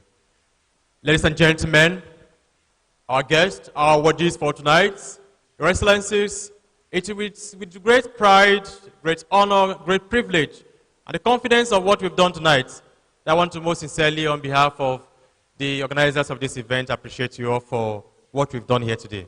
Well, we started this morning with conversations on how best we can engage ourselves in our different communities and in different constituencies of influence. There's no doubt that if there's any time we must take action for the new country that we want to see, that it is now. We cannot afford to postpone it. The future starts today, and there's no waiting. There's no postponement, and we cannot reassign it to any other person but you and I.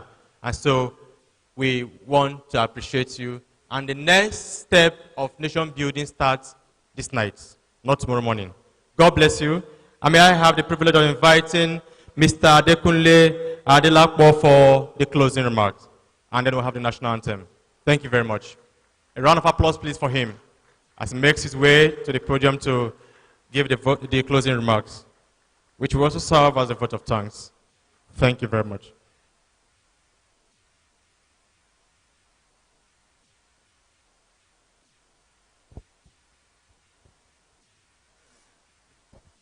Thank you. Thank you. Good evening, ladies and gentlemen. I'm Adekunle Adepoju, and I'm really excited for the opportunity to give the closing remarks. I appreciate the organizers of this event, the people that put this all together, the thought process between this, and all that has been put, the resources and everything that's been put into this event to make this a success. With that being said, there's an old saying that says, a mind is a terrible thing to waste.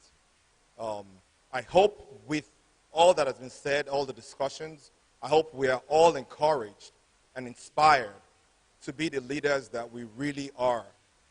Everyone is a leader. Everyone has got leadership in them. And from the discussions, my hope is this is not just going to be a talk, but this is going to inspire people to action. I am fired up. I've listened to many people speak tonight, and they've spoken very well. Words should just not end as words, but should turn into action. And with that being said, I hope and I'm inspired and I'm fired up to do my responsibility as a citizen, and I hope everyone here is also going to do the same. God bless everyone.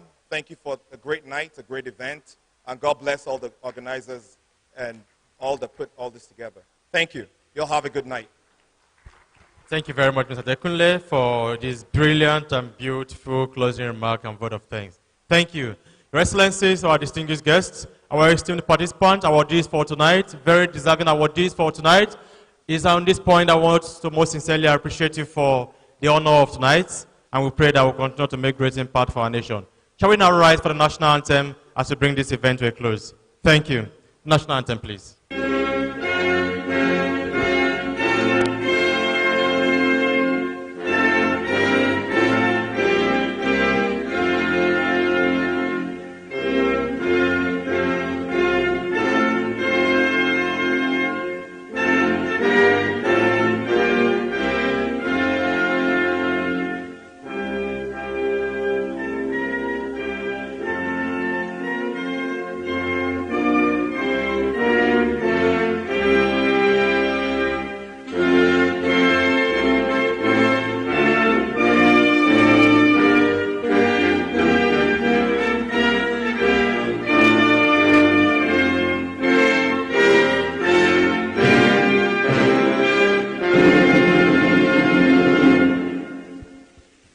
Thank you very much. God bless you. Please join the message back to your different destinations, and good night.